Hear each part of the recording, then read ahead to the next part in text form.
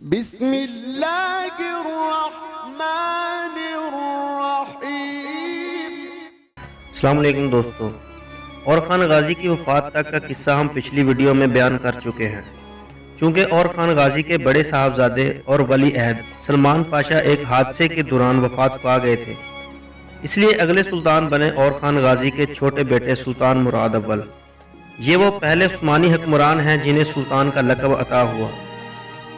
اس سے قبل ان کے والد اور خان اور دادا عثمان غازی کو امیر یا سردار ہی کہا جاتا تھا۔ قائدانہ صلاحیتیں اور جنگ و جدل سے دلچسپی انہیں وراثت میں ملی تھی۔ انہوں نے سلطان بنتے ہی یورپ پر حملے کا قصد کیا۔ یورپ کوچ کرنے سے پہلے ہی مشرقی سرحدوں پر کرمانیہ کے امیر نے سلطان مراد کے خلاف بغاوت کر دی۔ چنانچہ سلطان مراد نے پہلے اس بغاوت کو کچلا اور اس کے بعد یورپ کی طرف متوجہ ہوا۔ مراد کے تخت نشینی کے وقت بادنطینی یعنی رومی سلطنت کی حالت نہایت ابتر تھی۔ اس کے تمام ایشیائی علاقوں پر عثمانیوں کا قبضہ ہو چکا تھا۔ اب رومیوں کے ہاتھ میں قسطنطنیہ کے علاوہ یورپ کے کچھ علاقے تھریس اور مسڈونیا وغیرہ رہ گئے تھے۔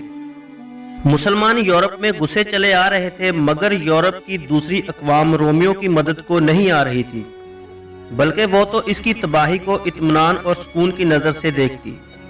دوستو، اس کی وجہ مذہبی فرقہ پسندی تھی۔ اس دور کے مسیحی دو فرقوں میں بٹے ہوئے تھے، ایک طرف پپائے روم تھے اور دوسری طرف فرانس کے پوپ۔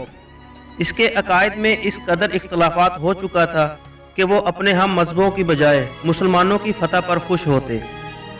ان حالات کو دیکھتے ہوئے سلطان مراد ایک زبردست لشکر کے ساتھ یورپ میں داخل ہوا اور تھریس کے علاقے میں قلعے پہ قلعے فتح کرتے چلا گیا، یہاں تک کہ ایڈرن شہر، جسے ادرنا بھی کہا جاتا ہے، کے مقام پر رومیوں سے سخت مارکا پیش آیا۔ سلطان مراد نے انہیں بری طرح شکست دی۔ اس طرح ایڈرن سمیت تھریس کا سارا علاقہ عثمانیوں کے قبضے میں آ گیا۔ اس فتح کے بعد قسطنطنیہ کے شہنشاہ نے سلطان مراد سے صلح کی درخواست کی۔ سلطان کو سالانہ خراج دینے اور جنگ کے موقع پر سپاہی فراہم کرنے کی شرط پر اس کی جان چھوٹی۔ اس کے بعد ایک عثمانی جنرل لالا شاہین نے بلغاریہ میں داخل ہو کر فلیپو پولس کا شہر فتح کر لیا، جو تھا تو بلغاریہ کا حصہ مگر اس پر رومیوں کا قبضہ تھا۔ اب تک عثمانیوں اور یورپ کے بیچ رومیوں کی دیوار مائل تھی، مگر فلیپو پولس شہر کے بعد یہ دیوار گر چکی تھی۔ اب عثمانی یورپ کے لیے براہ راست خطرہ تھے۔ یہ دیکھتے ہوئے نصرانیوں کے پوپ اربن نے ہنگری، بوسنیا، سربیا اور ولاچیا کے حکمرانوں کو آمادہ کیا کہ ترکوں کے بڑھتے ہوئے قدموں کو روکو۔ چنانچہ ان چاروں ممالک نے 1363 میں یہ اعلان کیا کہ وہ اب ترکوں کو یورپ سے نکال کر چھوڑیں گے۔ اس مقصد کے لیے 20,000 سپاہیوں پر مشتمل لشکر تھریس کی طرف روانہ کیا۔ اس فوج کا سامنا دریائے مارتیزا کے قریب سلطان کے سپہ سالار لالا شاہین سے ہوا۔ لالا شاہین کے پاس ایک مختصر سی فوج تھی، مگر اس بہادر شخص نے سلطان مراد کا انتظار کرنے کی بجائے اس فوج کے ساتھ یورپی لشکر پر حملہ کر دیا۔ یہ حملہ ایسا کاری تھا کہ ساری کی ساری فوج کو تہہ تیف کر ڈالا۔ ہنگری کا بادشاہ بھی بڑی مشکل سے اس موقع پر جان بچا کر بھاگ سکا۔ اس فتح کے بعد بلقان کا تمام علاقہ عثمانیوں کے قبضے میں آ گیا۔ اب سلطان نے یورپ میں اپنی فتوحات کو جاری رکھنے کے لیے اپنا دارالحکومت ایشیا سے یورپ یعنی بھروسا سے ایڈرن شہر منتقل کر لیا۔ قسطنطنیہ کے شہنشاہ نے خراج ادا کرنے سے چھٹکارے کے لیے 1369 میں اٹلی کا سفر کیا اور پوپ کی خدمت میں حاضر ہو کر مسیحی حکومتوں کو عثمانیوں کے خلاف ابھارنے کی درخواست کی۔ مسیحی حکومتیں جنگ کے لیے تیار نہ ہوئیں، یوں شہنشاہ کو ناکام واپس لوٹنا پڑا۔ واپسی میں وینس سے گزرتے ہوئے اسے چند ساہوکاروں نے گرفتار کر لیا، جن سے اس نے سفر کے دوران پیسے ادھار لیے تھے۔ شہنشاہ قسطنطنیہ کے پاس اتنے پیسے نہ تھے کہ وہ اپنی ادھار چکا سکتا۔ دوستو، یہ وہی سلطنت روم تھی جو کسی زمانے میں پوری دنیا پر حکومت کے دعوے دار تھی۔ اس کے بادشاہ خدائی تک کے دعوے کرنے سے باز نہ آتے تھے، اور کہاں یہ حال کہ اس کے بادشاہ کے پاس سفر تک کے اخراجات موجود نہ تھے۔ جب قسطنطنیہ میں شہنشاہ کے بیٹے کو یہ بات پتہ چلی تو وہ بجائے فکر مند ہونے کے بہت خوش ہوا اور حکومت اپنے ہاتھ میں لے لی، جبکہ اس کے چھوٹے بھائی نے اپنی ذاتی جائیداد فروخت کر کے शहनशाह को छुड़वाया और बड़े बेटे को तख्त से बेदखल कर दिया। ये शहजादा बहुत शातिर था। इसने किसी तरह सुल्तान मुराद के बेटे साधु के साथ दोस्ती गाड़ ली। इन दोनों ने मिलकर मंसूबा बनाया कि अपने अपने बापों को तख्त से उतार कर खुद हुकूमत कर ले।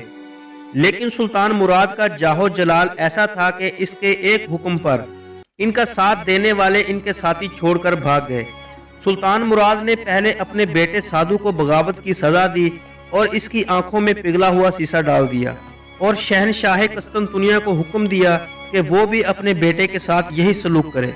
सुल्तान ने यूरोप में अपनी फतवाहत जारी रखी। बल्गारिया के एक बड़े हिस्से के साथ साथ सर्बिया के कई शहर फतह किए।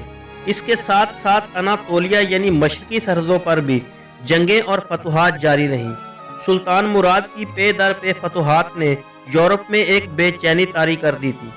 अब ये खतरा इनके सरों पर पहुंच चुका था। इसका नतीजा ये निकला कि 1379 में यूरोपीय अक़वाम का एक शानदार इत्तेहाद अमल में आया। इस इत्तेहाद में सर्बिया, बोस्निया, बल्गारिया, अल्बानिया, वलाइचिया और हंगरी ने अपनी पूरी कुव्वत के साथ शिरकत की, जबकि पोलैंड ने भी अपनी फौजें रवाना की। ये एक इतना बड़ा लश्कर बना कि उस्मानियों को यूरोप से निकालने के लिए काफ़ी था। सुल्तान मुराद की उम्र इस वक्त 70 साल हो चुकी थी, लेकिन फिर भी इस मार्के के लिए आप खुद रवाना हुए। इस जंग को तारीख में कुसूवो के नाम से याद किया जाता है। ये वो जंग थी जिसने मशरकी यूरोप की किस्मत का फैसला कर दिया। सल्तनत उस्मानिया एक चढ़ता हुआ सूरज था जिसको रोकने के लिए किसी में हिम्मत ना थी, और हस्बे मामूल ये जंग भी सुल्तान मुराद की फतह पर ख़त्म हुई। इस जंग के अख्ताम पर सुल्तान मुराद जख्मी सिपाहियों की इयादत कर रहे थे कि इसी दौरान एक यूरोपीय सिपाही ने मुसलमान होने और सुल्तान के हाथ पर बैत होने का ड्रामा किया।